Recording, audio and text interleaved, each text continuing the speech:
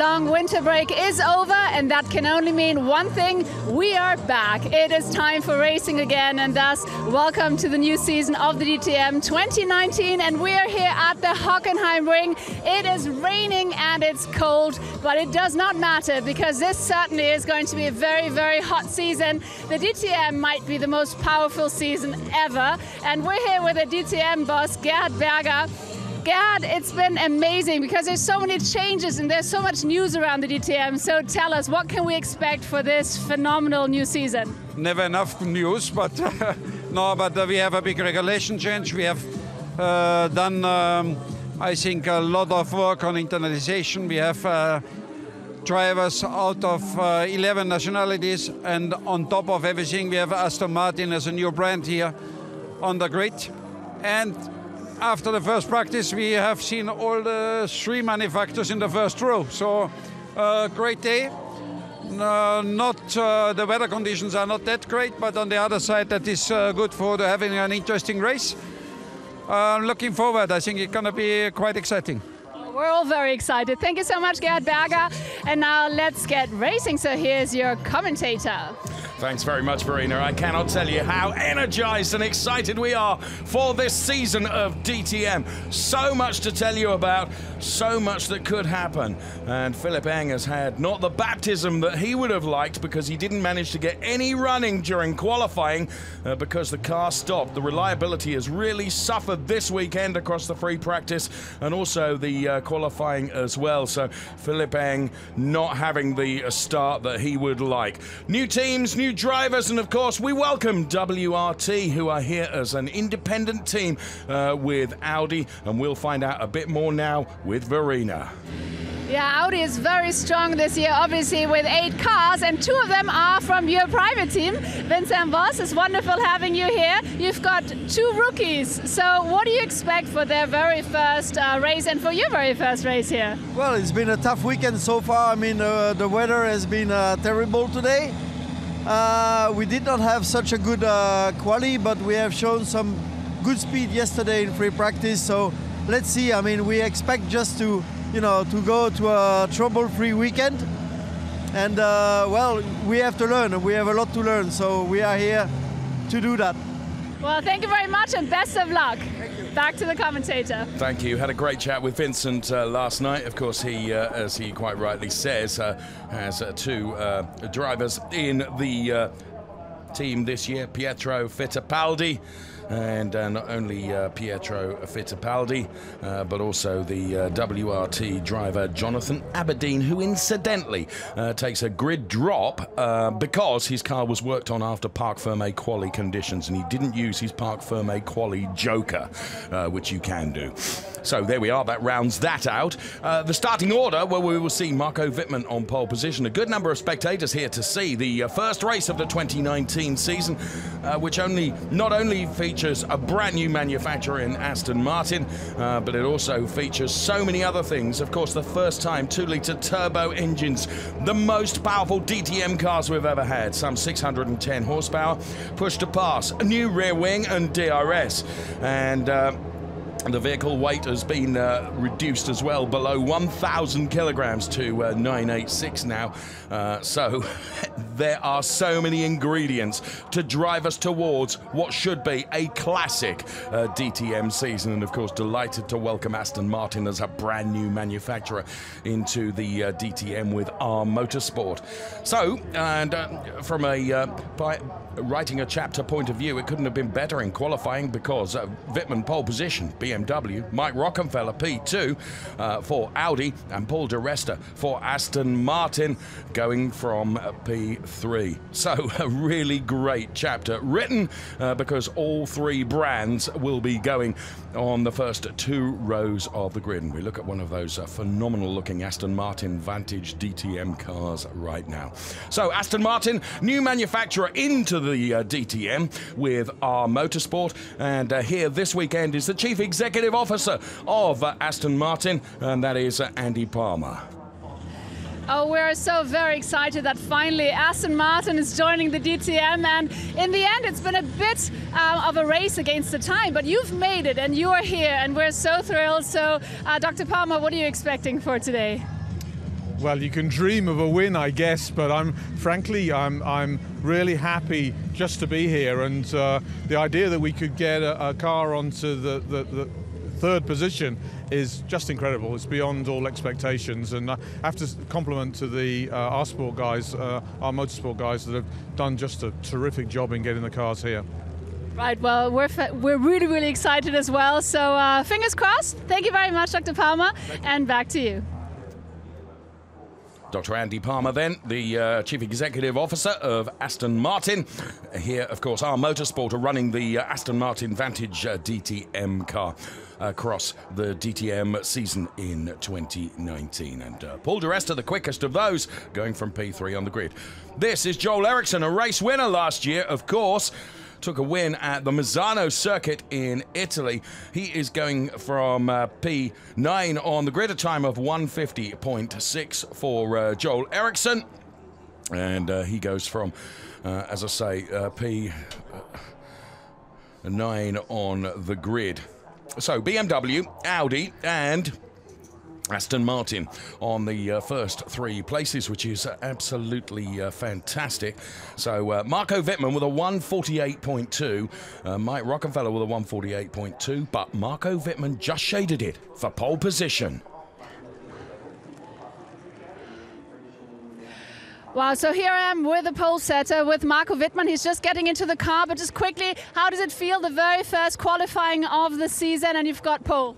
Yeah, it's always a great feeling. I mean, tricky conditions, but we're starting from pole and we try our best for the race. All right, well, off you go into the car. Don't want to keep you up, and back to you. Well done, Verena. Doorstep in Marco before he even gets into the car. Marco Wittmann going for pole position. The rain is now... It was showering just as the cars went to grid. From showering, it's gone to really properly coming down a little bit now, unfortunately. So, and because the ambient temperature is so cold, there's pretty little chance of the track drying out, I'm afraid to say. I think we're going to be staying definitely with wet weather conditions. So wet weather tyres are going to be used throughout the race, I would suggest. I did see one of the tyre trolleys there, and it did have some slick tyres on. I think that was more out of hope and ambition than anything else. This is one of the rookies into the DTM for this year, Sheldon van der Linde. Delighted when we saw the news that Sheldon van der Linde had been signed by BMW and that he would be in a DTM car.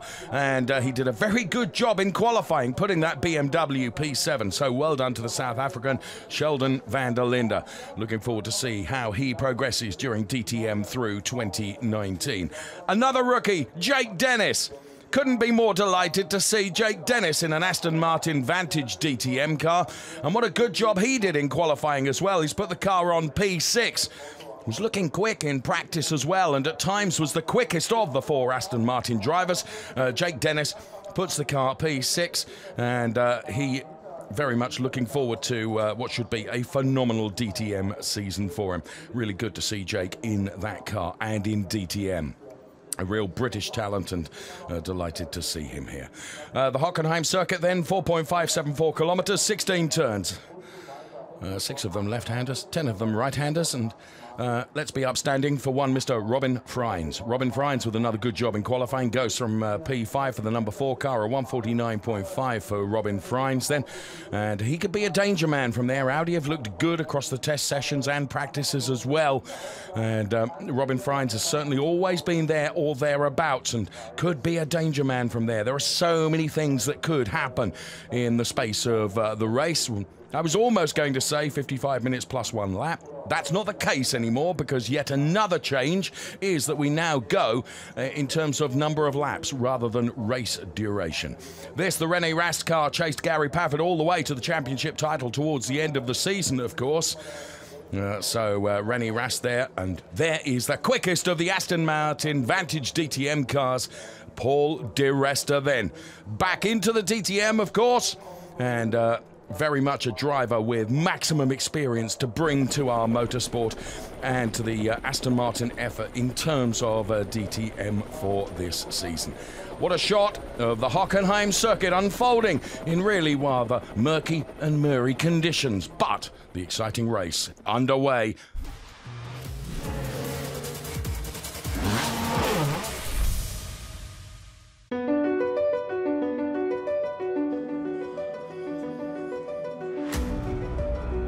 Hockenheim.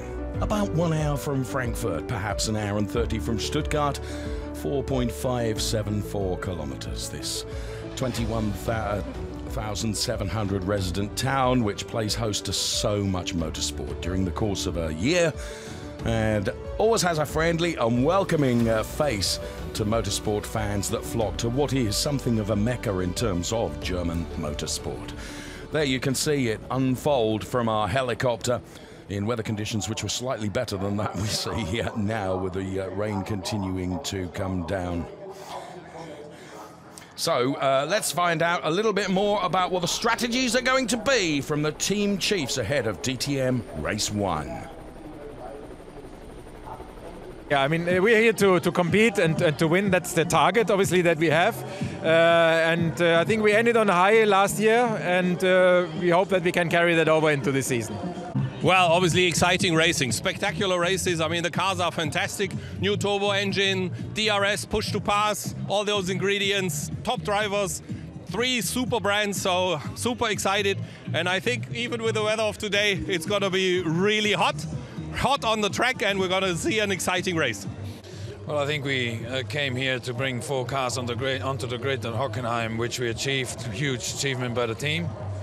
The rest is expecting step-by-step movements into directions where we are competitive, and that's where we want to be at. Here comes the starting grid for race number 1. Stand by. Pole position, Marco Wittmann for BMW. Alongside is Mike Rockenfeller for Audi. Then on row 2, Paul di Resta and René Rast, Aston Martin and Audi. Then we see Robin Freins and Jake Dennis, P5 and P6. Sheldon van der Linde, P7. Timo Glock is P8. Then to the next row of the grid, we find Joel Eriksson and Nico Muller on that 5th row. To the 6th row now, where we find Daniel Juncadella, a race winner last year, and Loic Duval going alongside him. Jamie Green and Bruno Spengler occupy P13 and P14, ahead of Pietro Fittipaldi and Ferdinand Habsburg. Welcome to the DTM, gentlemen. Philip Eng and Jonathan Aberdeen bringing up the rear of the grid as we look at the very serious, contemplating what he can do, Marco Wittmann, who's going from pole position. Done all the hard work, of course, in quali, and has put the car P1. 2-time DTM champion knows what to do to win a DTM race. Challenging conditions, unquestionably. Marco Wittmann going from P1 on the grid. Mike Rockenfeller going from P2. Paul di Resta from P3. Conditions are not easing at all, I'm afraid to say. The rain intensity has perhaps reduced now as we see Dr. Andy Palmer from Aston Martin to the right-hand side of your picture. They're a welcome guest here at Hockenheim this weekend, and R Motorsport, of course, making their debut with the Aston Martin Vantage DTM car. We've so been looking forward to seeing that car, and I have to say they've not disappointed. 4.574 meters, then 35 laps. Lap record held by one Mr. Jamie Green back in 2017, a 132.456. We're not going to see that challenge today, regrettably, due to the conditions. Tomorrow might be a different story because it's going to be dry and we're hoping for a slightly warmer temperature. Quick facts then. Car weight lowered. Power, best power to weight ratio in history of DTM. Push to pass, another 30 horsepower available for 12 times a race. DRS and push to pass can be used together. And in the final 5 laps, DRS and push to pass can be used regardless of the gap, with the exception of the race leader, of course. And the start procedure, apologies for the spelling, a manual clutch pedal, no electronic or visual aids in the cockpit. Basically, what that means is that the drivers do not have launch control available to them as they had in the past. They could preload the car. And there you can see the car of Jonathan Aberdeen, which will be starting from the pit lane. The anticipation and the excitement and the tension is beginning to build. There are a lot of people here at Hockenheim to see the launch of the 2019 DTM season. the push to pass, the vehicle weight, the DRS, the new rear wing, and of course the 2-litre turbocharged engines for the first time ever. Of course, we've been known to have those extraordinary V8s, but now 620 brake horsepower, and every single driver that I have spoken to has said this new power plant is extraordinary. We love it. And 30 brake horsepower increase in terms of power available. They love it. And so too do we. The cars are released on their formation lap. I'm rubbing my hands with invisible soap. So excited am I for the start of this 2019 season. We're going to have 2 formation laps. The new race distance is going to be 35 laps. And Jonathan Aberdeen, of course, cannot be released until the last car has passed, which that has done now, so he'll be able to catch up with the rest of the cars on their formation lap, and you can see just how challenging the conditions are out of the pit lane as Jonathan Aberdeen gives it a footfall there. Has to pile on the opposite lock. Jonathan Aberdeen, former single-seater star. Seen him in the Formula 3 European Championship, one of the best single-seater championships I've had the privilege to voice, if I may say that. Sadly, no longer in the form that it once was. So a replay of the grid then, as you can see, running through on ticker on the screen for you. And this is what's going to be critical for some of those drivers that are not on the effective front row of the grid, Marco Wittmann and Mike Rockenfeller, and it's going to be visibility. That's going to be really challenging because all the spray is going to be kicked up from the cars ahead. So we continue our look through the grid. A reminder to you, 2 formation laps for the cars as they explore the grip that is available to them using the wet weather tyres from Hankook. Of course, sadly, we're not going to see the slicks in use today. And incidentally, Hankook having made absolutely no difference to the compounds of the tyres this year.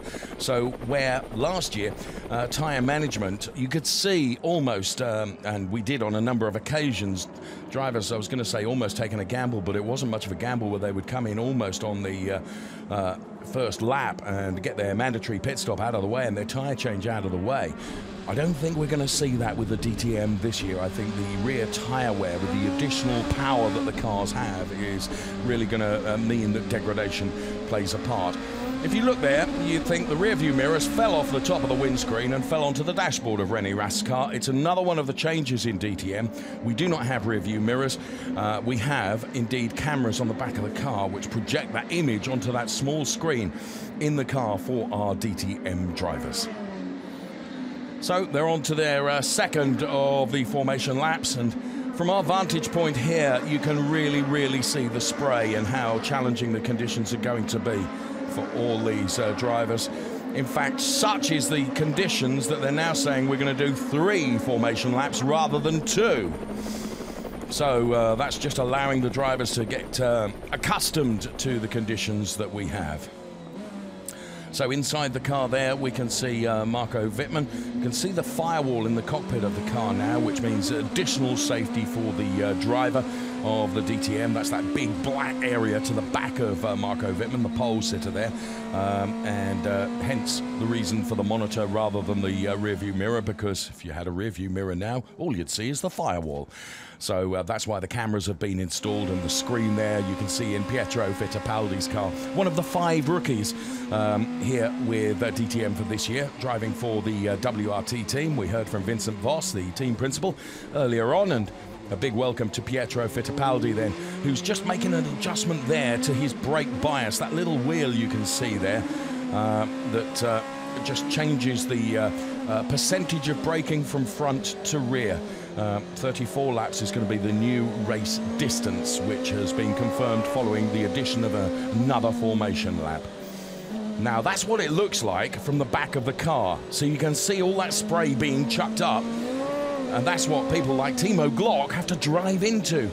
Timo Glock, if I'm honest with you, out of position in qualifying. I felt that he had perhaps a little bit more available to him, but he couldn't seem to get it out of the car.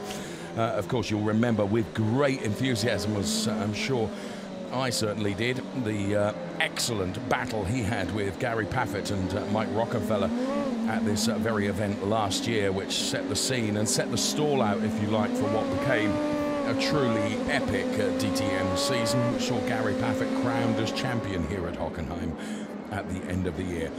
Big sideways moment there for Timo Glock, who never fails to entertain on track, getting the car back end really lit up. And on board with him, it's a great shot. You can see him down through the gears. So Dr. Andy Palmer there. And just behind Dr. Andy Palmer, of course, former chief of Mercedes-Benz Motorsport, there is Mr. Norbert Haug, who another one that I had a conversation with last night, and he too very much looking forward to this DTM season. So as the cars come around the Parabolica and head up towards the hairpin, that gives you a really good indicator of just how challenging the weather conditions and the spray is going to be. You can see there to the very left of your picture, there is Jens Marquardt and Stefan Reinhold, of course, from the RMG team. Jens Marquardt, the BMW Motorsport Director. Of course, we heard from DT Gas from Audi, and also from Dr. Florian Kemmelger from Aston Martin R Motorsport. On board with Marco Wittmann, who was making changes to his brake bias. Now, it's not impossible during the course of the race that drivers will actually make changes to their brake bias on every lap, just to get the maximum out of the car. So still with the 3 formation laps then, and the car's slowing down now because we're reaching the conclusion of the 3rd formation lap, and the cars will grid up in these really challenging conditions to go racing for the new race duration, 34 laps. So, confirmation once again of the quick new facts for DTM 2019. 986 kilos without the driver is the new weight. Best power to weight ratio in DTM history ever. Push to pass, the engine power can be increased by 30 horsepower up to 12 times per race. The DRS and push to pass can be used within that 3-second range to the car in front, with the exception of the final 5 laps, where DRS and push to pass can be used regardless of the gap. That, of course, is except for the race leader.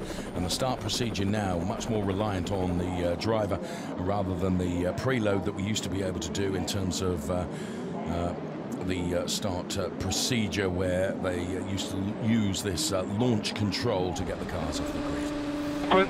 You will take that. So a bit of Pietro Fittipaldi's team radio as we were on board with René Rast. We were on board then with Timo Glock. So it's... And the pole sitter lines up. Marco Wittmann, alongside him then is Mike Rockenfeller in the number 99 car. It's going to take me a while to get my eye into that new livery of Mike Rockenfeller, and also Marco Wittmann come to that. And perhaps the most boldest is Timo Glock, where gone is the all-yellow machine that used to be famed for Timo Glock. Ferdinand von Habsburg we're on board with here now for our motorsport. See him just feathering the throttle there. We get the green flag from the marshal at the rear. Stand by, because DTM for 2019. When the 5 lights go out, let's go racing. Marco Wittmann just bogs down a little bit. Robin Freins gets a brilliant start. He's up alongside Paul di Resta and past him already into P2. So a great start from Robin Freins. Around goes one of the BMWs. Luckily, still pointing in the right direction. I'm pretty sure that might be Timo Glock. So perhaps it wasn't then, as we were just on board with Timo Glock, but Marco Wittmann, Robin Freins, P1 and P2 as the cars come through turn 2, then turn 3, and head up towards the Parabolica now, where Marco Wittmann tries to stretch his legs and increase that margin between himself and Robin Freins. They're 3 abreast, fighting over P4, 5 and 6 here, with Jamie Green in that mix very much. Diving to the inside there, this great heli shot then. Marco Wittmann sprints away as all heck breaks out behind on the hairpin. Jamie Green being tracked there, as you can see. Jamie Green, one of the few that retains similar colours to last year. So Wittmann then doing nothing wrong at the start of the race, but just found that the car bogged down with wheel spin. That also affected Mike Rockenfeller and allowed Robin Freins to come through the middle of the pack and put himself into that P2 position right at the start of the race. There's Nico Müller being chased down by the number 23 car. Here's Mike Rockenfeller now on the inside of Paul di Resta. Paul di Resta tries to come back. Timo Glock under investigation for that incident at turn number 1. Rennie Rast trying to buy into this, of course, as well. And Joel Eriksson, he's gone from, he's up to P5. So a good start from Joel Eriksson as well. Another one of those drivers that the conditions right at the start of the race seemed to work for him. And while all heck was breaking out around, he kept his cool. But Marco Wittmann has done just that and finds himself with a 1.5 second margin over Robin Freins ahead of Mike Rockenfeller. Then it's Paul di Resta, Rennie Rast and Sheldon van der Linde as push to pass is now enabled. Jamie Green is running in P7, and Philipp Eng, his luck goes from bad to even worse as the number 25 car comes in, and so too does Daniel Juncadella in the Aston Martin car. There's Daniel Juncadella.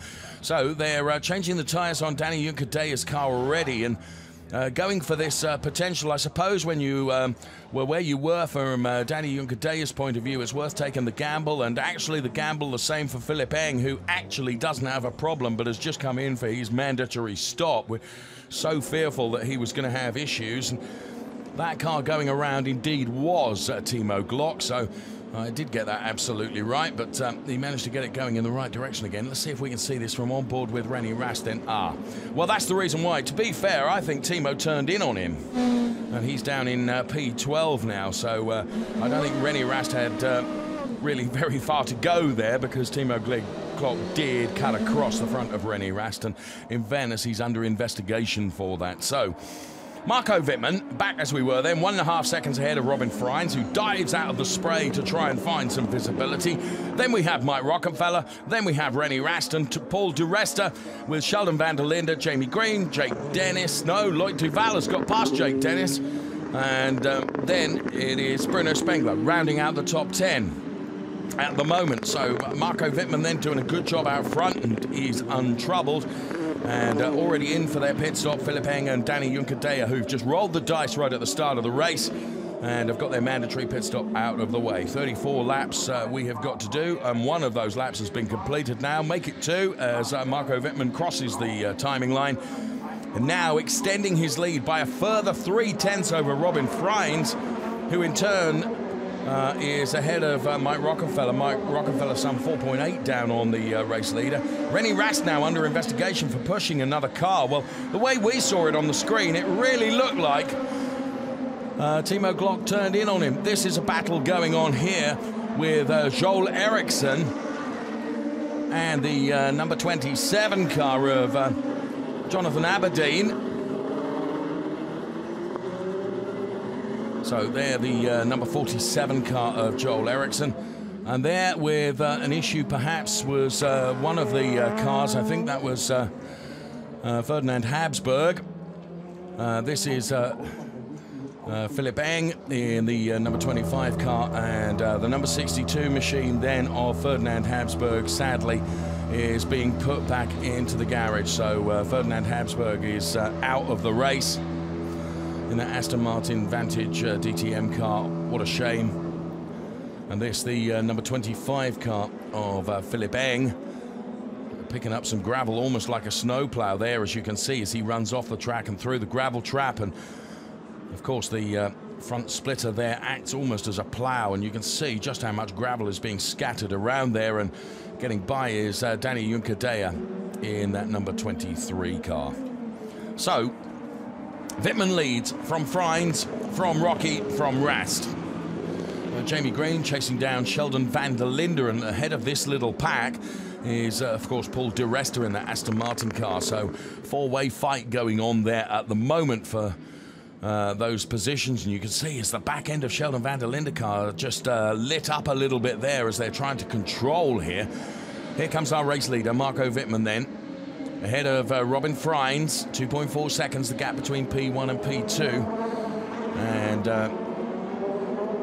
di Resta some 4.5 seconds away now from that P3 place.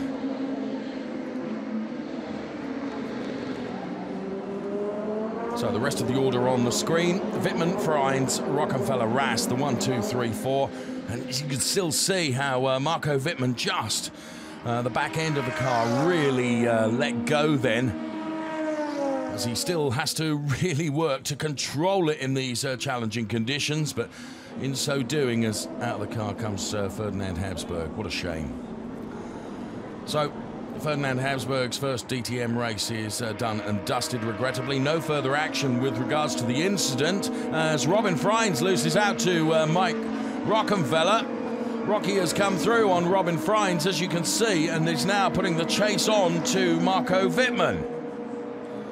So Mike Rockenfeller gets ahead of Robin Freins and begins the chase down to Marco Wittmann. The first 4 cars have really broken away from Paul di Resta.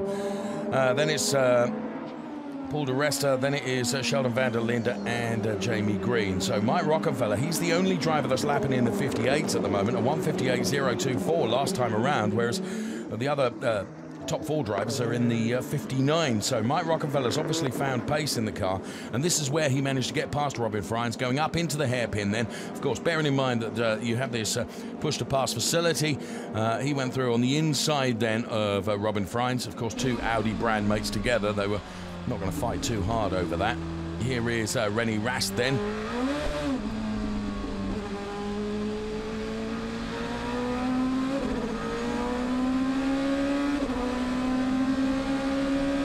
So on board with René Rast, who's reeling in Robin Freins at the moment. The last lap, Mike Rockenfeller put in a 1:57.364, so he's on a charge. It's the fastest lap of the race so far. So there you can see Robin Freins defenseless against René Rast. The number 33 car goes ahead of Robin Freins now. And on the Parabolica as they head up towards the hairpin, René Rast using all the advantages that he can bring as Mike Rockenfeller continues his quest to reel in Marco Wittmann. The gap down to 3 seconds now between P1 and P2, and René Rast beginning the chase as well. Top 4 then, Wittmann, Rockenfeller, Freins, Rast. Then it is the best of the Aston Martins, that's P5 with Paul di Resta, ahead of Sheldon van der Linde, Jamie Green, Lloyd Duval, Timo Glock and Jake Dennis rounding out the top 10. Replay of the start then. So as Marco Wittmann gives it a footfall, you can see the car is sideways. The one that really got traction at the start and launched himself was Robin Freins. A very, very good start from Robin. There you can see the Rast and Glock incident where Rast and Glock went, well, Rast didn't go around, but Timo Glock certainly did. Here, let's see it again from a different camera angle. And Timo Glock get good traction as well, and he moved up significant number of places before, of course, being turned around with the contact with René Rast, which, from our angle of looking at it, looked at 6 of one, looked like 6 of one and half a dozen of the other. And here we can see it from René Rast's perspective then.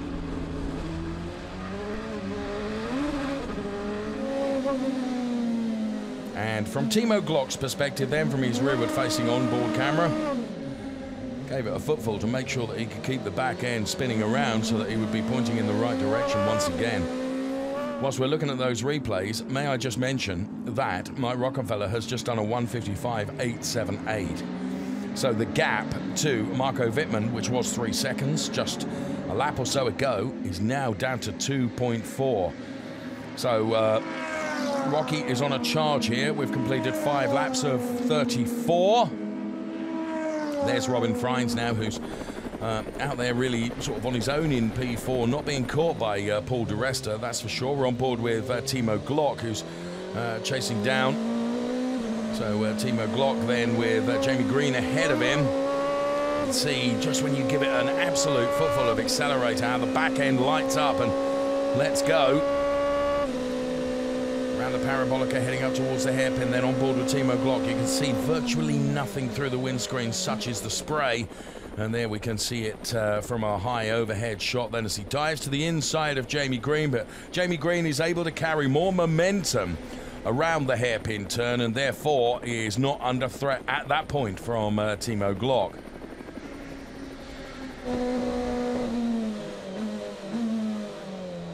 So once again, we go back on board with the BMW Team RMR driver.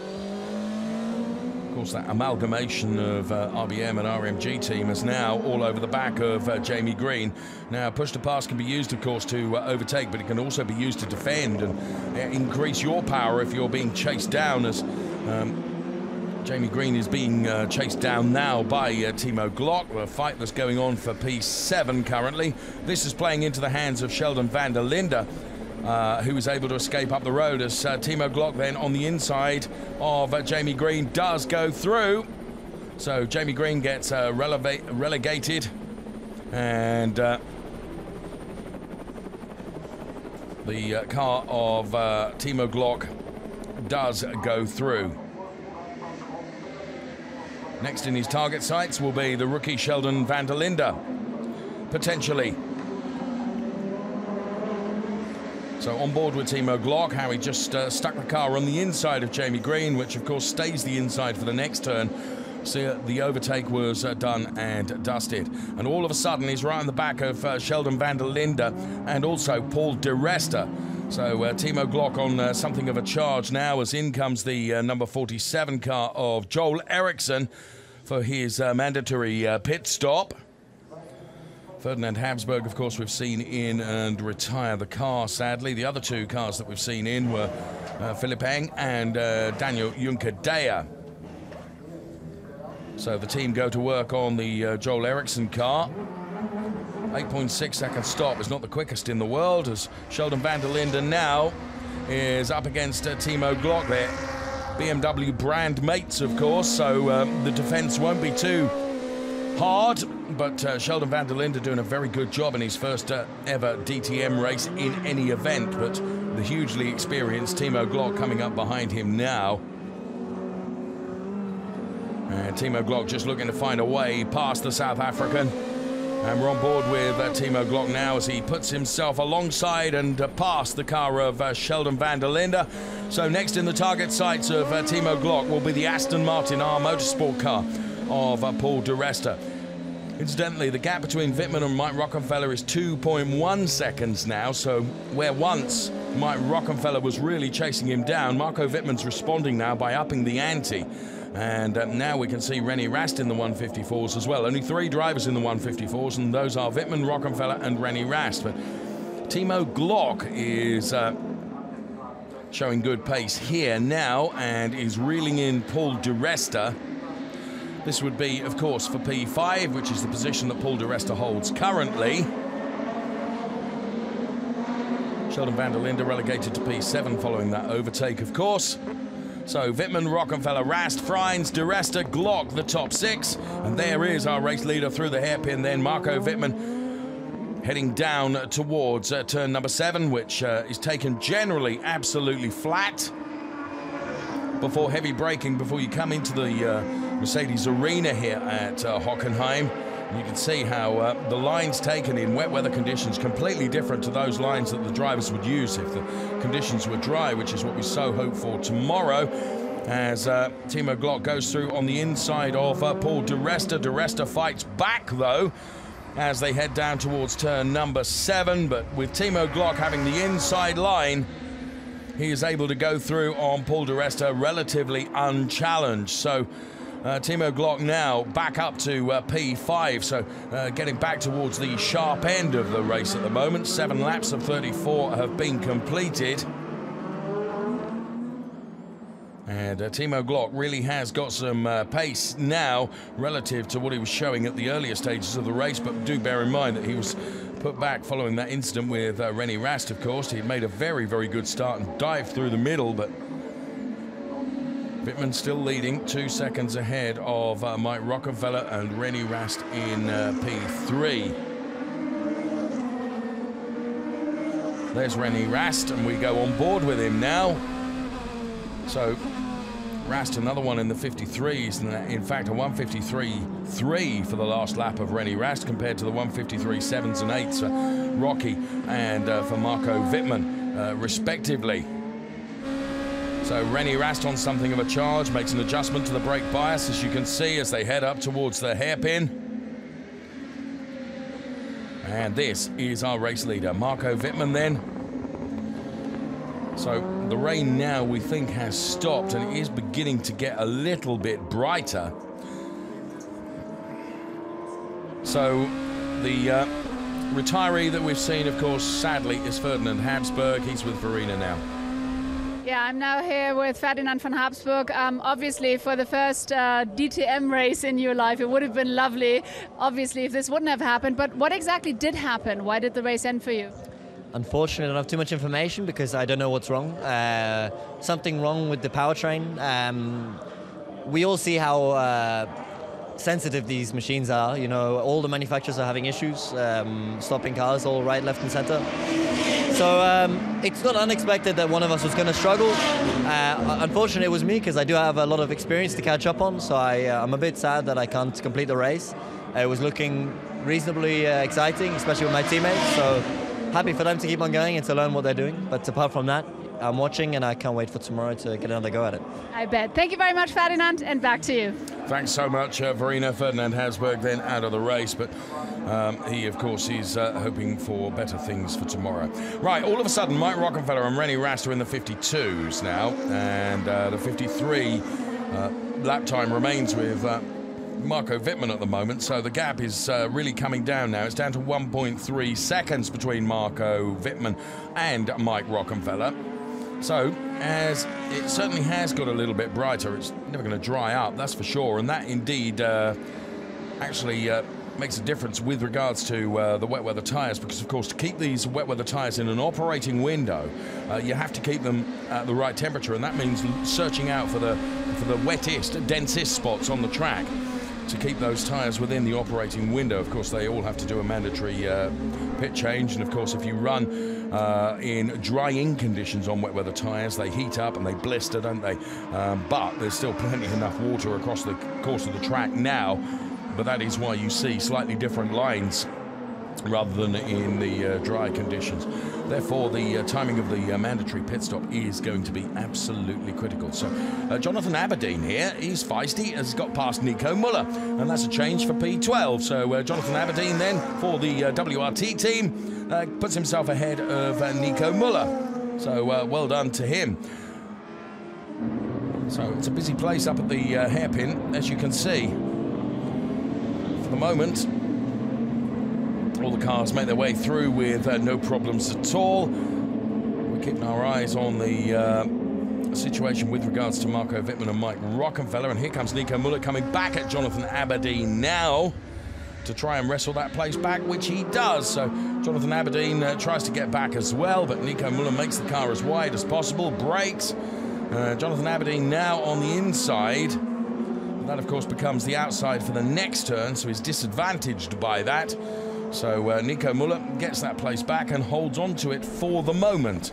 So great fight going on between Nico Muller and Jonathan Aberdeen, fighting over that P12 position.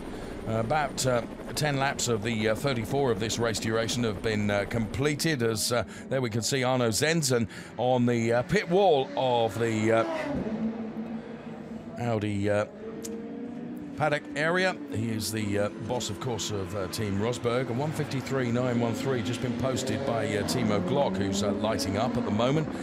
We still have the top three drivers all lapping in the 152s, which is why you can see now, all of a sudden, Marco Wittmann has got Mike Rockenfeller for company, a personal best from Timo Glock. And what, of course, Marco Wittmann is going to have now is he's going to have some backmarking traffic to come up against those drivers that have been in for a mandatory pit stop, including the car of Philipp Eng. Going to come up against them now. I'm not suggesting for a moment that Philipp Eng is going to hold Marco Wittmann up. Of course he won't. He might put himself in a position where he makes it more difficult for Mike Rockenfeller to come by. Who's to say? So Marco Wittmann then dives to the inside of Philipp Eng. And Philipp Eng now is approached by Mike Rockenfeller. I mean, Philipp couldn't get further off the racing line. If he tried, he was on the curbs there. Brilliant driving from Philipp Eng, not hampering anyone in the race. And so Mike Rockenfeller continues his quest to get on terms with Marco Wittmann. So there is the René Rast car. having got past as well. And the order: Wittmann, Rockenfeller, Rast, then 1.3 seconds between Marco Wittmann. Whoa, gets very sideways there, and René Rast is the quickest of the three at the moment, having posted a 1:51.884. We're on board with him now. René Rast means business here. He is reeling in Mike Rockenfeller as they head towards the hairpin. And this in super slow-mo replay of Marco Wittmann and Mike Rockenfeller. Look how Rocky controls the sliding rear end of that car. And so too René Rast then as they make their way through the Sachs turn, which is slightly banked. That was a great image to show you. Interestingly now, the surface water is really diminishing and has been displaced. So the spray is much less now than it was, and therefore that is allowing the drivers not only to reduce their lap times and become quicker, but of course run closer to the car in front without their visibility being so impaired as it was right at the start of the race. So Wittmann 1.3 seconds ahead of Mike Rockenfeller, but Mike Rockenfeller is barely a second ahead of this man that we're on board with now. René Rast for Audi Sport Team Rosberg. Whoa, as he holds onto the car, you can just see the back end really let go then, as René Rast continues around the Sachs turn now to really chase down that car of Mike Rockenfeller ahead of him. That was a good save from René Rast. Of course, right in the championship chase, right to the final race weekend last year. And now is ever closer to Mike Rockenfeller. So the gap remains the same between Wittmann and Rocky, but it's just 7 tenths between Rocky and this man, René Rast now. And that follows another 1:51.759, despite the sideways moment. He controlled the car beautifully, kept the momentum and kept the pace. So Mike Rockenfeller's P2 position is going to be under threat on this lap, that's for sure. Just watch these cars around the Parabolica as they head up towards the hairpin now. Is that where René Rast is going to, like a viper, bite Mike Rockenfeller now? Both cars, of course, Audis. Rast to the outside, which is the preferred line, no problem whatsoever. He goes through to pick up P2. And now Marco Wittmann is going to come under pressure from René Rast. So the number 33 car, again sporting a different livery to last season, just to try and confuse me, René Rast is P2, and you can see the pace that he's got. Wittmann in the 1:52.0s, Rocky in the 1:52.0s, but Rast over the last lap was a 1:51.759. Wittmann responds, though, by doing the best sector of anyone, the fastest first sector of the race, as the conditions continually alter, not necessarily to do with the pace of the car, but more the track conditions that are constantly evolving, as the surface water is being displaced now and has been displaced from the 12 laps that we've run. Here in replay then is the overtake from René Rast on Mike Rockenfeller, which was very easy, but he's had the pace to be able to do it, and he's looked quicker and quicker and quicker over the last 3, 4, maybe even 5 laps. And from another vantage point then, as he heads into the hairpin, having got the job done. Rast now is the only driver that has posted a sub 1:51 time. It's a 1:50.557. We're going to see times into the 49s before much longer, I would suggest. So Wittmann leads from René Rast ahead of Mike Rockenfeller. Then it is Robin Freins that's running P4. Then it is the BMW driver Timo Glock that is running P5, ahead of the best of the Aston Martins, which is Paul di Resta, Sheldon van der Linde, Loic Duval, Jamie Green, Bruno Spengler, just to round out the top 10 for you. So on board then, as Marco Wittmann turns in, crosses up those arms then. These phenomenal DTM cars, the most powerful DTM cars ever, as René Rast is stalking now. On board with René Rast then, as he holds on to that car down into the Mercedes arena. And we're preparing for some pit stops, and you can see the surface water being just swept away, and that was the pit box of one Mr. Marco Wittmann, as René Rast sets the fastest lap then, and there Sheldon van der Linde Gets past Paul di Resta. So good move from Sheldon van der Linde in the number 31 car. He gets past Paul di Resta and puts himself in P7. Here comes di Resta fighting back, though, around the Parabolica. They go side by side as they head in towards the hairpin. Sheldon van der Linde puts the car in the middle of the track, makes di Resta work for it around the outside. Does that mean that he falls prey to Jamie Green? Potentially so. Sheldon van der Linde, for the moment, stays ahead, and you can see how Paul di Resta really wants to try and wrestle that position back again, but he is having to defend from, of course, Jamie Green as well. So Rast now with a 150.081, 151.048 for Marco Wittmann, but look at them. Now, we did just see Marco Wittmann's pit crew preparing to bring Marco Wittmann in. When will they bring him in? So hairpin now, brake bias adjusted by René Rast. Looks like that brake bias lever has got a mind of its own as it was bringing itself back there. Who was that we saw running out onto the grass? So there is Wittmann, of course, going to come up against some traffic. So that was the number 28 car of Loic Duval. And Duval was in P6. So here's René Rast. So Wittmann has got traffic ahead of him. Rast pushing as hard as he dares. Conditions are still challenging, no question about that. Down through the gearbox, back on the power again. These fantastic new 2-litre turbocharged cars sound absolutely brilliant. And he's almost welded to the back now as he goes around the banked Sachs turn. Taking as much curb as he dares. Curbs offer so much less adhesion because of the paint. Well, it's not now that Marco Wittmann is coming in. So we stay on board with René Rast now as he mounts his charge and challenge to get ever closer to Marco Wittmann. As they cross the timing line, there are just tenths between them, and there's only 4 of them. Philipp Eng makes sure he's not in the way of the race that's going on. Great driving from Philipp Eng. Now it's got to be this lap, hasn't it? The René Rast mounts his attempt to overtake the BMW driver, Marco Wittmann. Champion versus champion.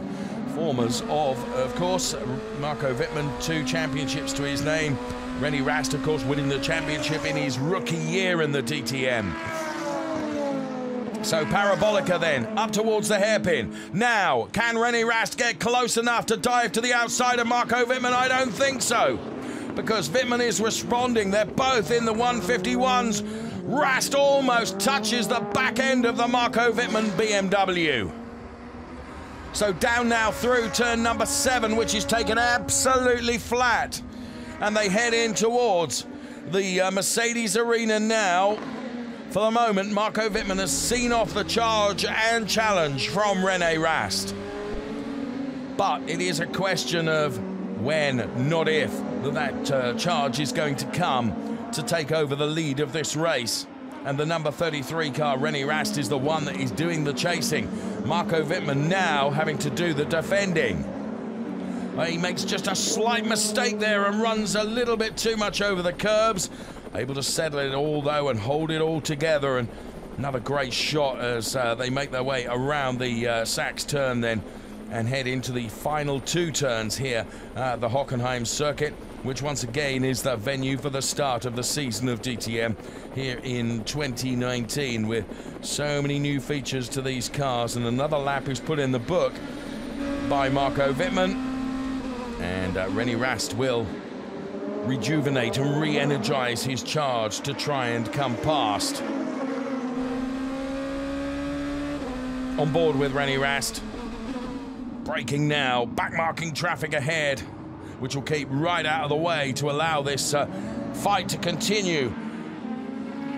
Very good job done there by Daniel Juncadella to not get in the way of these two who are fighting over the P1 place. And again, Parabolica. Marco Wittmann really seems to have the better of him here. And René Rast is not able to close as much as he would like. Under braking though, he really does. And middle ground now used through the hairpin rather than the wide outside, as the track conditions are changing and continue to change.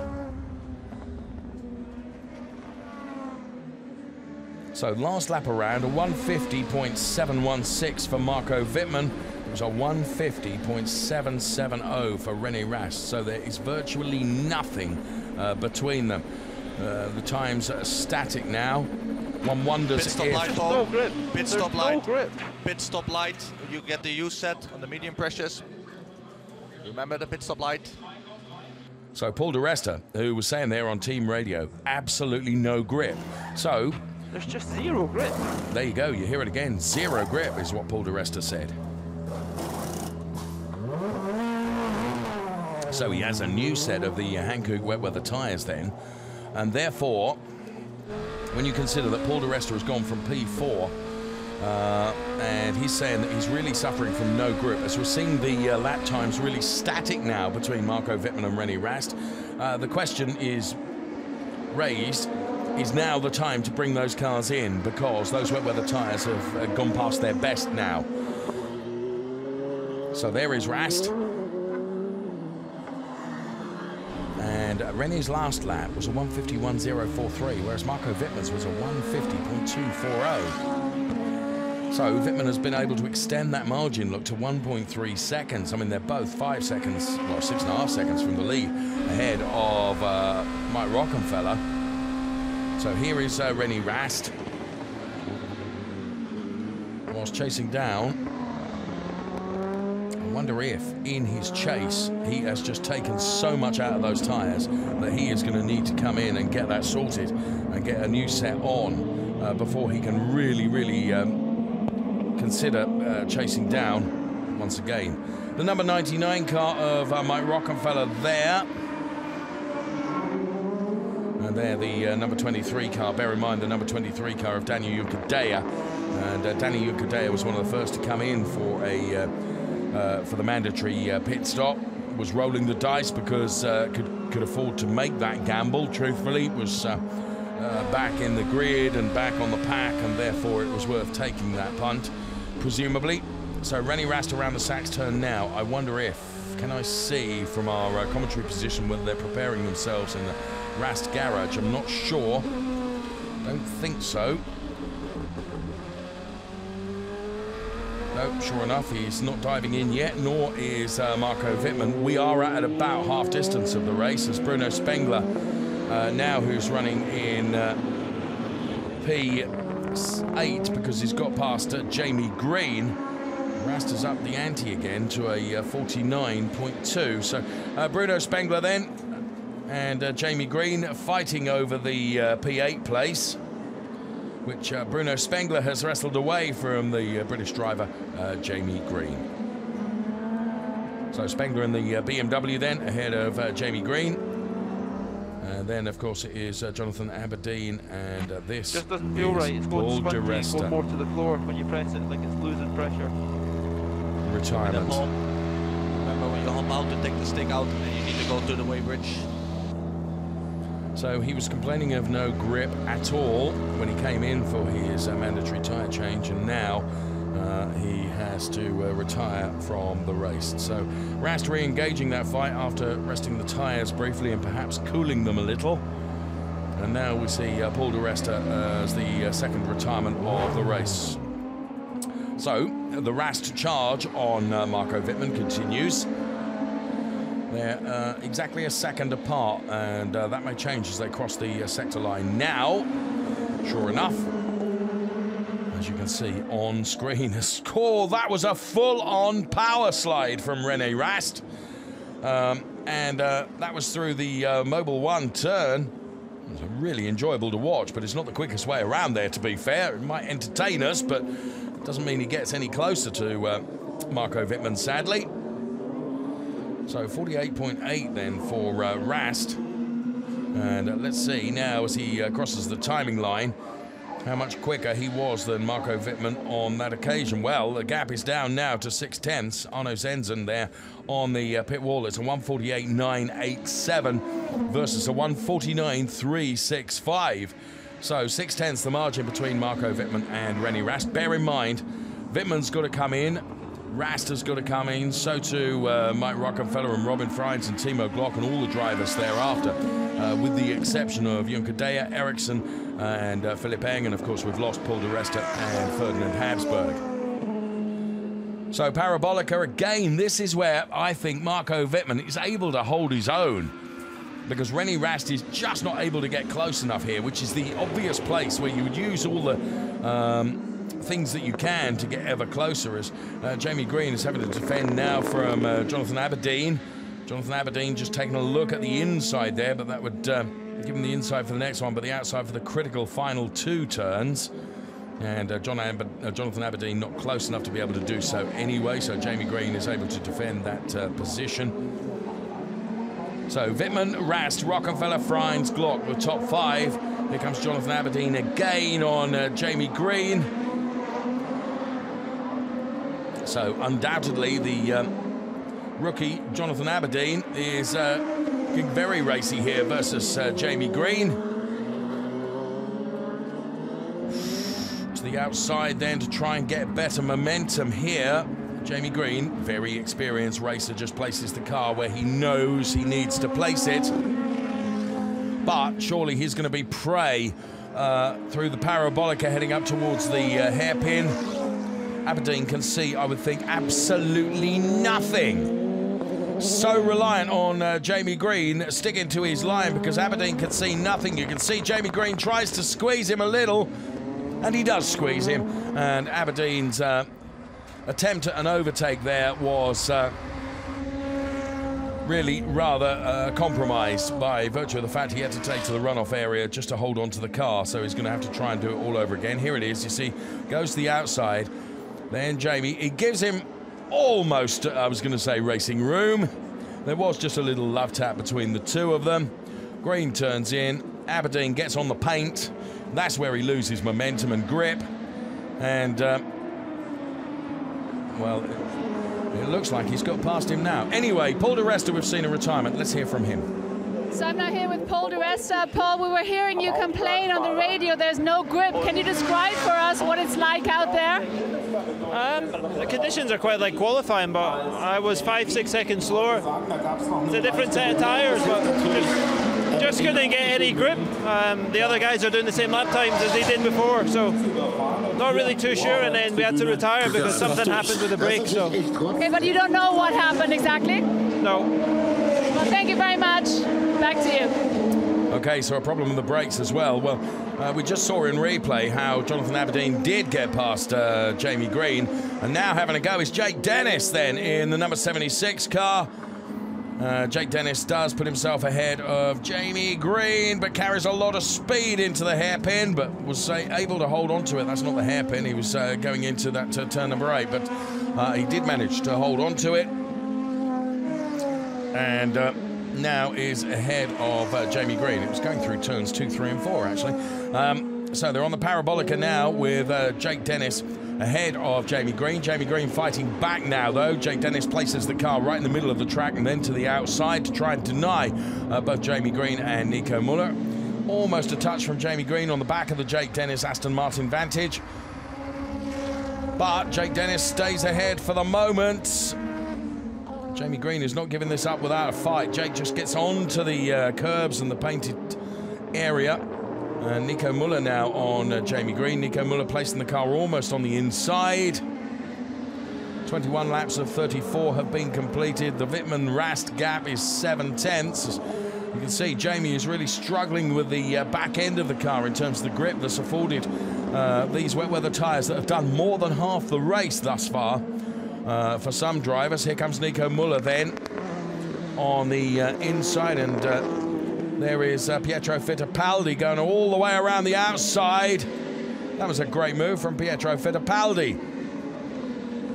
And now you can see just how far up the road Nico Muller has got in the space of but a few meters, but still Jamie Green stays out there. And I'm really, really surprised that more drivers haven't dived in. It's right on the cusp, I think, of the time to do it.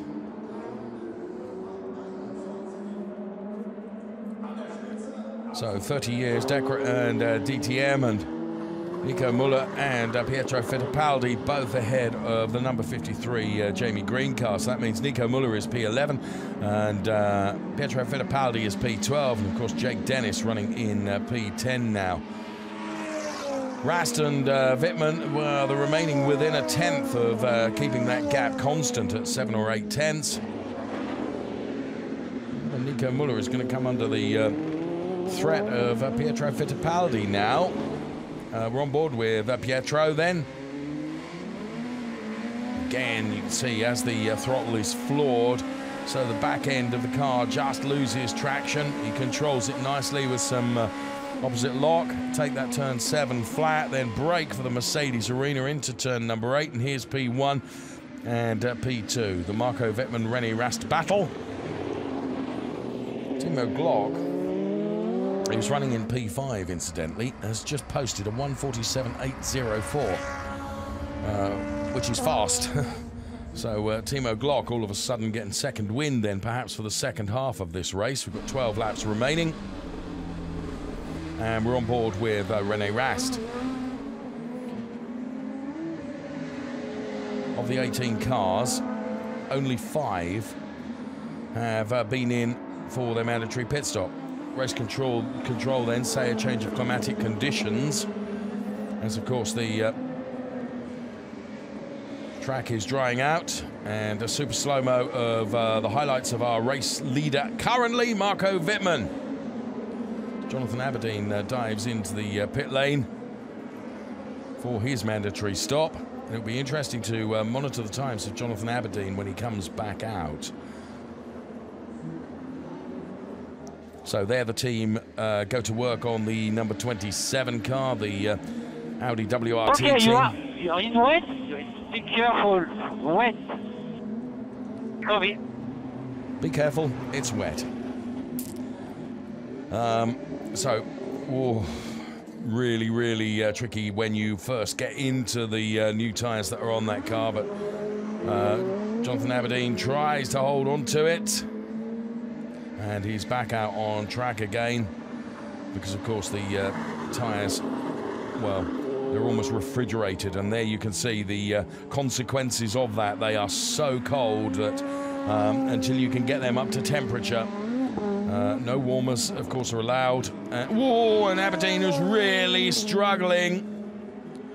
But he does keep it pointing in the right direction, and credit to Jonathan Aberdeen for that. Just needs to generate as much temperature as possible, as quickly as possible into those tyres. And again, look, he skates off at the hairpin. Again, manages to hold on to it and keep it pointing in the right direction, but losing out on his forward momentum there. Daniel Juncadella going past. So, and it takes a couple of laps really to bring those tyres up. Now the number 28 car of Loic Duval is perhaps under threat now from Sheldon van der Linde. Sheldon van der Linde last lap around was in the 49s. Duval was in the 50s in terms of lap time, and there you can see how the gap has seesawed between the two of them. So Sheldon van der Linde meaning business here, and a great showing from him as a rookie driver in this, his first DTM race. And if he can get to the inside of Loic Duval, this would give him the inside for turn number 7, but he's not able to do so. Loic Duval is able to keep it together. Incidentally, Timo Glock has just done a purple sector, a 48.1 and a 147.6 as Sheldon van der Linde puts himself to the inside of Loic Duval. Duval makes the car twice as wide as it is to try and deny Sheldon van der Linde from coming through, but has not been able to do so. So Loic Duval doing a good job at the moment because Sheldon van der Linde has not been able to get past despite some brilliant efforts from him. Glock's one to keep an eye on here. Timo Glock, who's running in P5, thus done a 147.192. But we're keeping our eyes here on this battle that's going on, and this is for Sheldon van der Linde and the Loic Duval car. They're fighting over this P6 place at the moment. Loic Duval is P6, Sheldon van der Linde is P7. And Bruno Spengler trying to buy into the battle as well. And Bruno Spengler quicker than the both of them, because of course as they fight, so they become slower. And that allows Bruno Spengler to get back into it. 10 laps left of this 4.574 kilometre Hockenheim circuit for this first DTM race of 2019 in weather conditions which have not been ideal, but the race has not been without its dramas. So here comes van der Linde now on Loic Duval, heading up towards the hairpin. And nothing like close enough to be able to get on terms with Loic Duval. Discussions going on inside the pit garage there. And just looking at the this poor Jonathan Aberdeen in replay then, trying to hold on to that car and control that tyre in these really challenging conditions.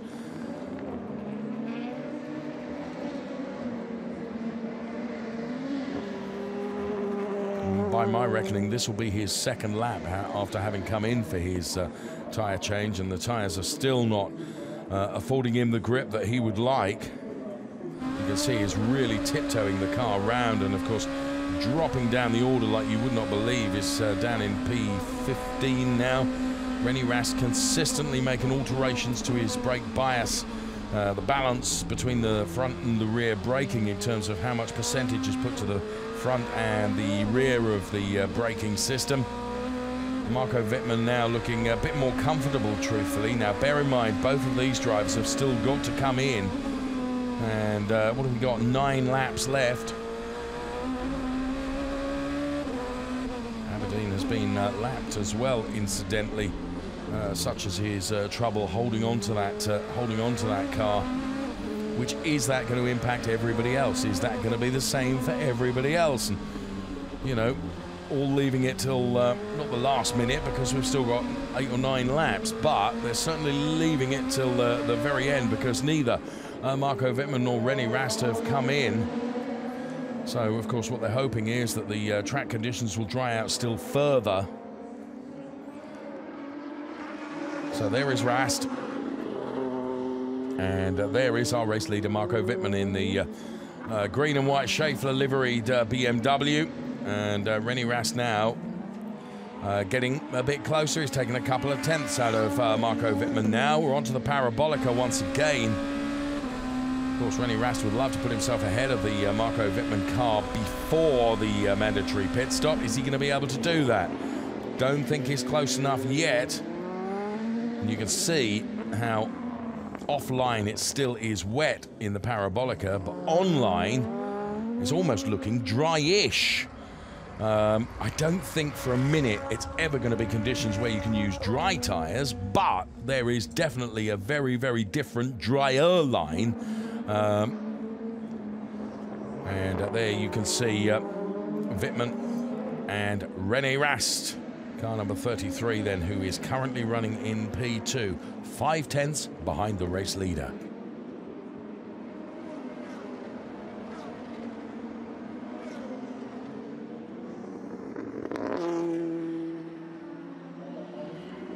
So I'm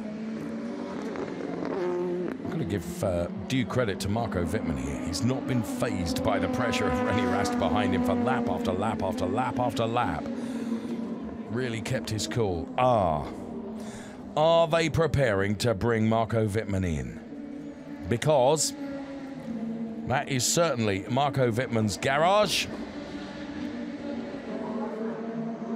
So is it going to be the next lap then that the RMG team are ready to receive Marco Wittmann in the pit lane?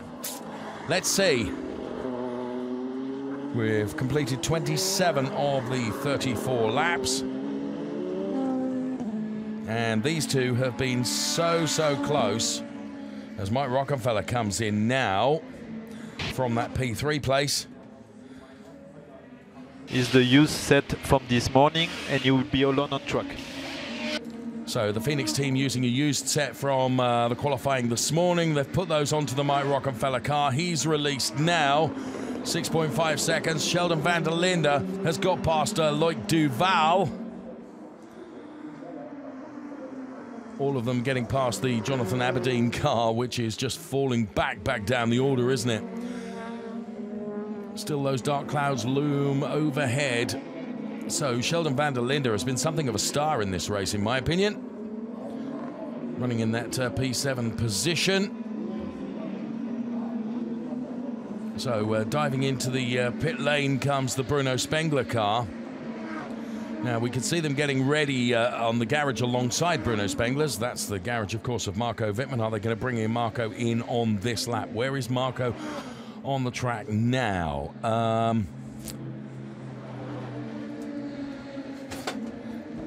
So in comes Bruno Spengler. And a new set of wets going on to the Bruno Spengler car then. The team go to work on that. And Bruno Spengler is released. Well, they're certainly not bringing... I wondered if they were going to stack them up, but no, because Marco Wittmann has gone through. Bruno Spengler comes out now. Nurses the car on those new tyres. Here's Marco Wittmann then. Hasn't come in on this occasion. In comes Jamie Green now. And there's a problem. Start the engine, start the engine. Gear in and go. Oh, so... well, Jamie Green does get going. So Wittmann and Rast remain out. Mike Rockenfeller has been in. So too has Bruno Spengler. So too now has Jamie Green. What do we got? 6 laps left. On board with René Rast. And you can see now from that high shot how very different the track looks now on the racing line in comparison to even the middle and start of the race. Of course, it hasn't rained now for a significant amount of time.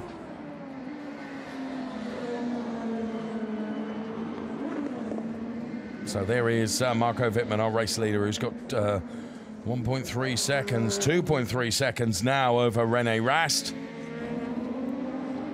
Surely, is it going to be this lap? So we're on board with René Rast, who's got a problem. That's why the gap has increased so much.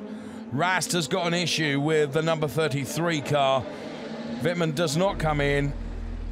Okay, sorry mate, please take the data stick with you. So Arno Zenzen walks away from the pit wall. And René Rast is out of the race. You can just sense the dejection, can't you?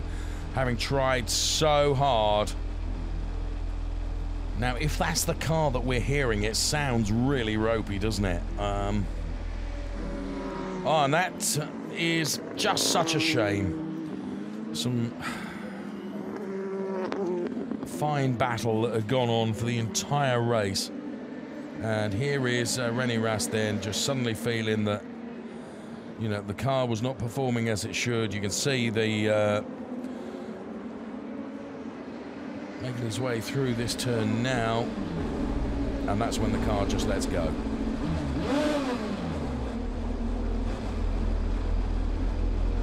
I'm not sure whether that's engine or whether that's a transmission issue.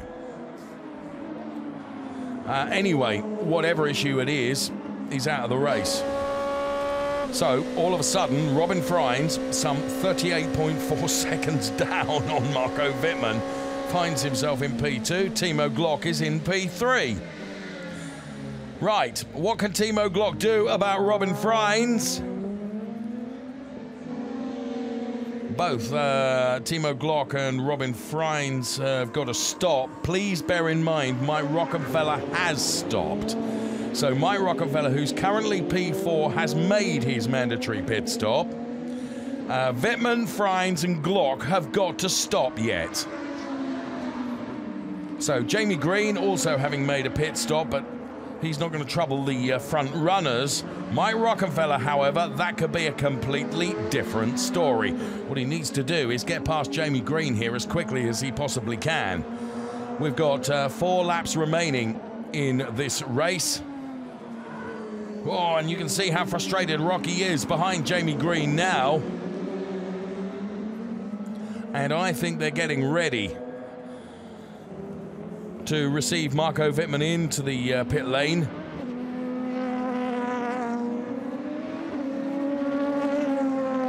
So this is Rocky then heading up towards second from last turn. Robin Frijns has come into the pit lane. 3 laps to go, 4 laps to go. So in comes Robin Frijns. Needs to be a great stop here from the Abt Sportsline team on the Robin Frijns car. Go, go, go.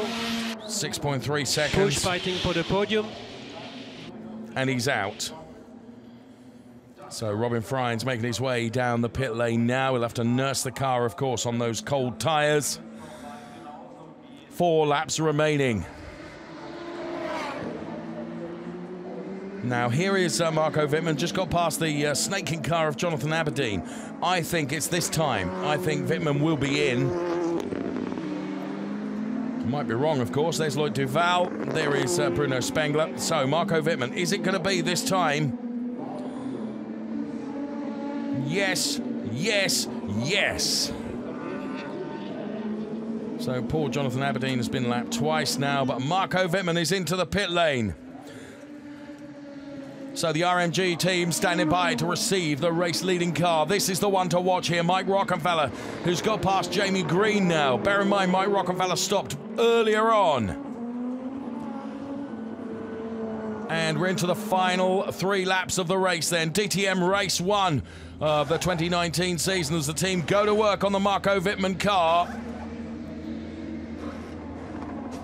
That's not bad. 6.8 seconds as Marco Wittmann is released from the pit lane. He needs to be really, really careful and generate temperature into those tyres as quickly as he possibly can. So Marco Wittmann out of the pit lane now. And Timo Glock has dived into the pit lane and we're on board with him. Mike Rockenfeller has just crossed our position of commentary here in the main grandstand. That's not the quickest stop for Timo Glock.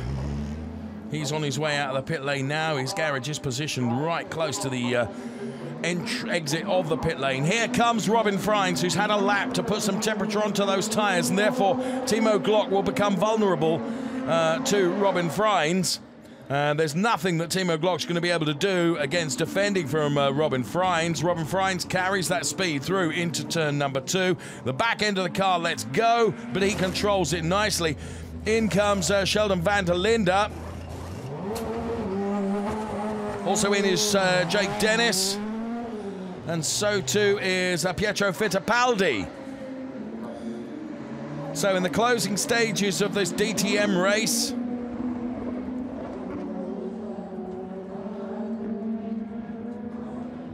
they're a long time with the Jake Dennis car on the jacks there. Engine on, engine on, engine on. Throttle. Let's go. Okay, we have a race to finish. So Jake Dennis, he is finally released, but he was a long while on the jacks there. So this then is the Loic Duval car. Then we see Sheldon van der Linde. And then it's Jonathan Aberdeen. So with all the pit stops done and dusted now, of course with the exception of René Rast, who we've seen with the car not going any further, sadly. Everyone has been in and taken their mandatory pit stop, and we have 2 laps left to run. There is Marco Wittmann. To be fair, the strategy that the team employed was the right one. We always question it because we always wonder whether things could be done slightly differently, but in the event, they did it exactly right, and Marco Wittmann continues to lead the race. That's a great onboard shot alongside the car of Marco Wittmann then, as he heads down towards turn number 7 now. So Wittmann for BMW, then it's Mike Rockenfeller and Robin Frijns ahead of Timo Glock Sheldon van der Linde and Jake Dennis. Although I think Jake Dennis may well drop down that order significantly indeed. Duval just posting a 1:42.791, so time's very different now from, of course, what we saw. So there's Mike Rockenfeller running in that P3 place in the number 99 car.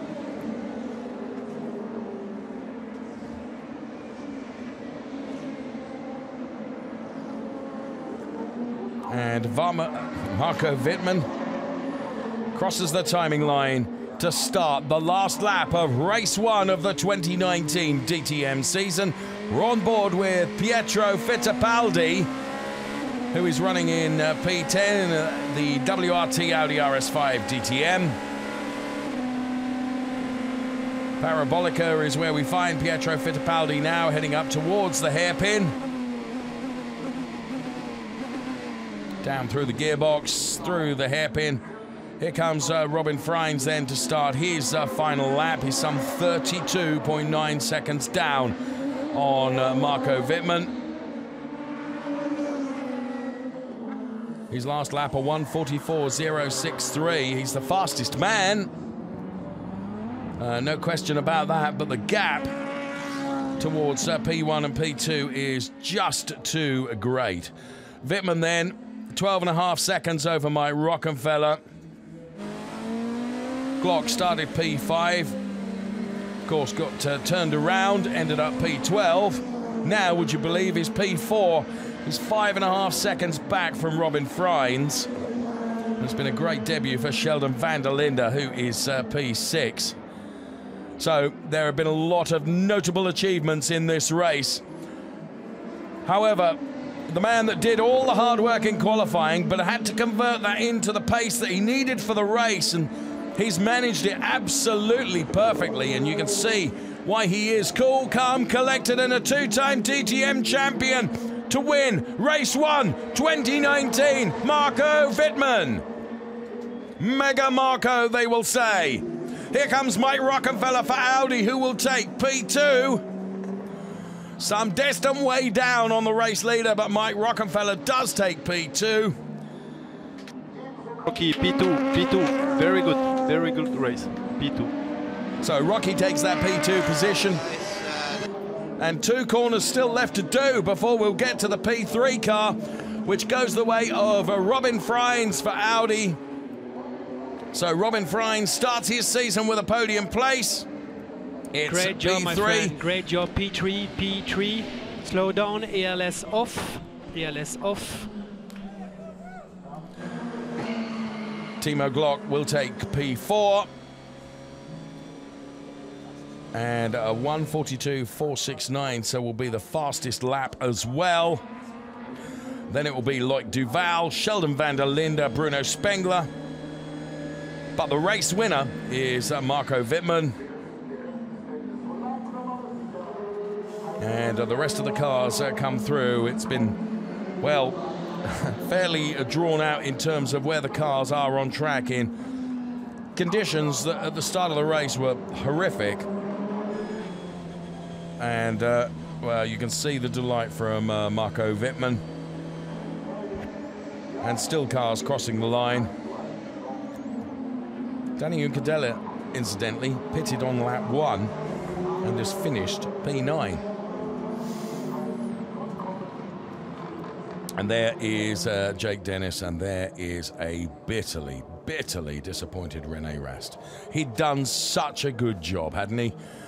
And I just wonder, when we saw that onboard shot as Jens Marquardt, he's pretty happy as well. With Ingo there from Ingo Lebrink from BMW, but when we heard that from being on board with that car, I wonder whether it's not power, whether it is transmission. That's you know, what I'm trying to get my thought process around. So Marco Wittmann, winner of race 1 of the 2019 season. And this is when he saw the checkered flag for the win. Team did a great job in terms of strategically leaving him out until he eventually came in, perhaps later than I thought would have happened, but it was the right call. And there is the delight. Clear to see. Well done, Marco Wittmann. Race winner again.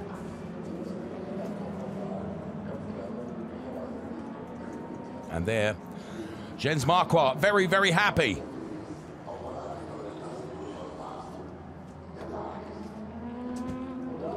So Wittmann exits the car then.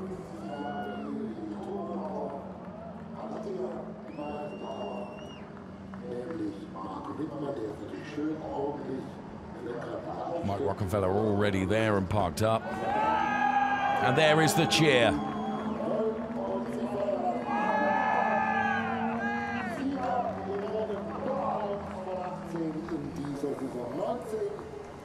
So the drivers will be weighed and then hustled off to for the focus of the media, and then of course the podium to come.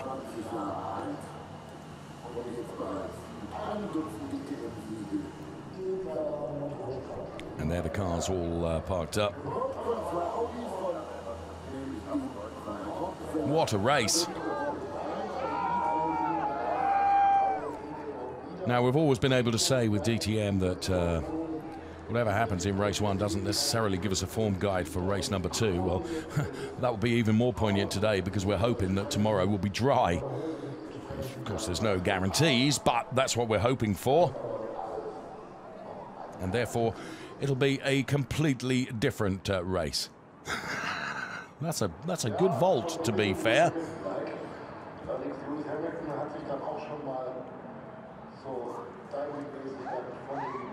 That was a good one. Glad we captured that.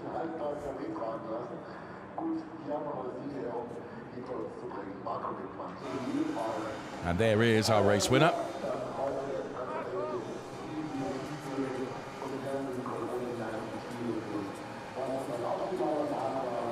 Well, DTM has started again. Thank goodness.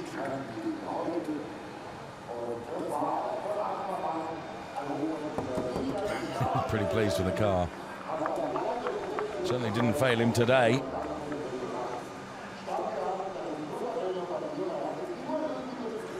And all three together there. The 1, 2, 3. Marco Wittmann, Mike Rockenfeller and Robin Freins. And here then, the top 3. High flying, Robin Freins is P3.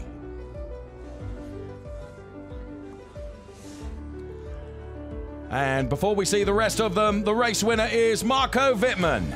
And here he is with me. Congratulations, Marco. Phenomenal from pole to victory. How does it feel, the very first race of the season, to snatch it? Yeah, just great, to be honest. I mean, started already great with the quali, and yeah, it were tricky conditions, especially with the start. First time, no handbrake start, but I managed to stay in front, and it was just a great race, to be honest. I had quite a lot of pressure, first from Mike, then from René. Actually, I didn't know what happened with him. Suddenly, I didn't saw him anymore in the mirror, so I guess a technical problem or something like that. But yeah, the car was great. The guys did a phenomenal job, and just great to start a season like that. Absolutely. Congratulations again. See you later, and back to you. Well, they did do a great job, and so did he. He had to drive it. The lights to flag victory goes the way of Marco Wittmann. Mega Marco is back.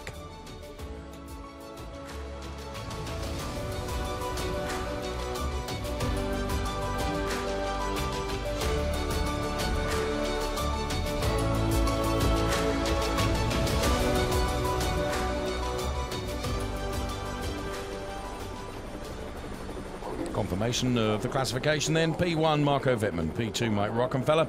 P3, Robin Freins. Then it was Timo Glock, Loic Duval, Sheldon van der Linde, the best of the rookies. Well done, Sheldon. Bruno Spengler, P7, Nico Muller, P8. Then it was Daniel Juncadella ahead of Pietro Fittipaldi taking P10. From Jake Dennis, P11. Then it was Jamie Green, Joel Eriksson, Philip Eng, Jonathan Aberdeen, and we didn't see René Rast, Paul de Resta, and sadly Ferdinand Habsburg complete the race.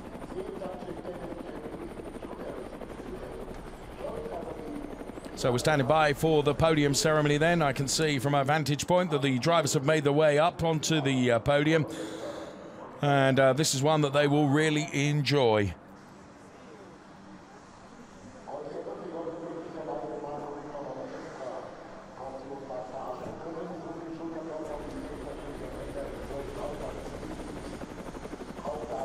So a podium being readied, as you can see.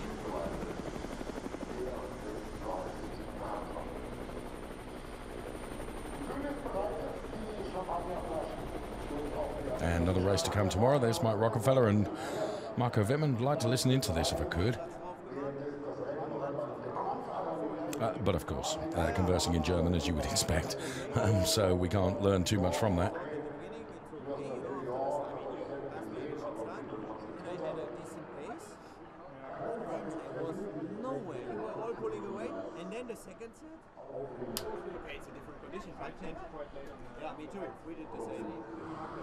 Of course, as soon as Robin Freins joined in the conversation, it turned to English, so we were able to understand a little bit more.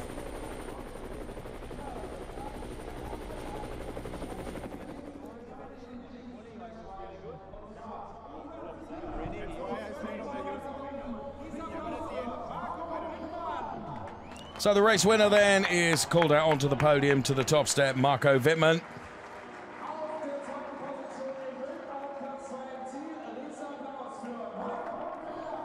P2, Mike Rockenfeller.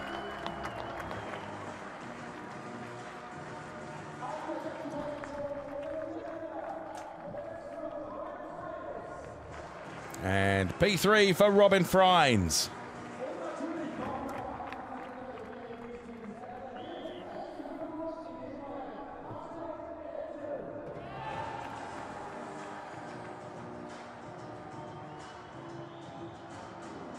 Team represented, of course, as well from BMW Team RMG.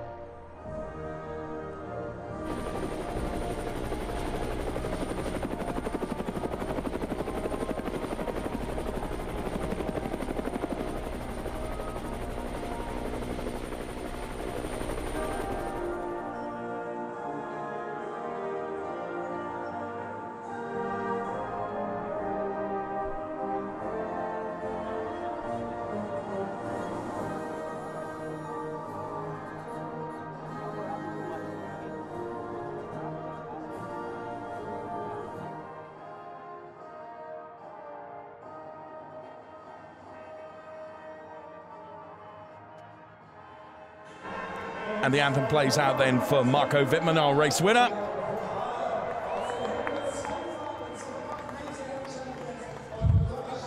And a trophy's about to be presented. And Mr. Matthias Ekström, the two-time DTM champion here. Great to see you here. Eki making the trophy presentation to Marco Wittmann. Of course, he made a guest entry last year. And it was good to see him back on the track.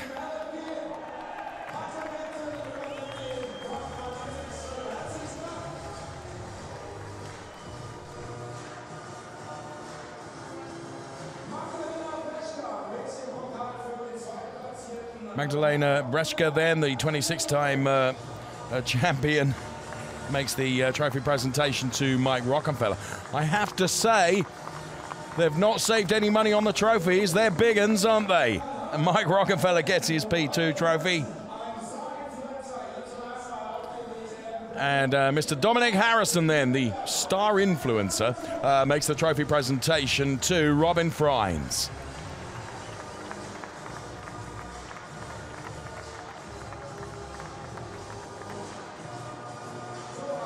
So come on, guys, is it time for the bubbly yet?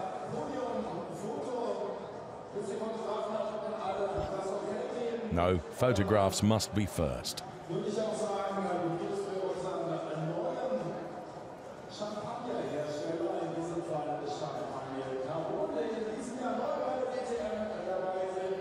Right, now we're ready, Marco. The new carbon champagne explodes on the podium for our first winner of 2019, Marco Wittmann. Hello, Mike Rockefeller doing a bit of a jig at the end of the podium there as well. Well done to each and every one of them.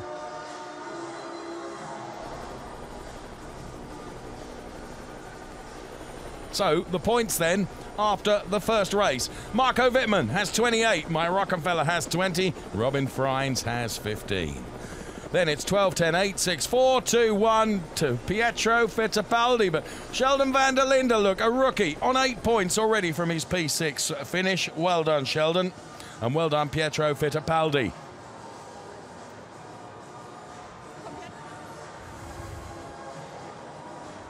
So as the celebrations continue on the podium then, we've seen race 1 of the all-new DTM for 2019.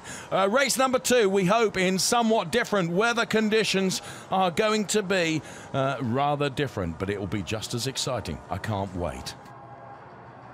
What an amazing first race of the new season 2019. Did we tell you too much? No, it was absolutely thrilling. The only thing is the weather. That was not okay. It was too cold and too wet. And we're hoping that for tomorrow, who knows, a bit of sun might come out. So you don't want to miss the race tomorrow, that's for sure. But for now, here are the highlights of the race. Enjoy and see you tomorrow. Bye-bye.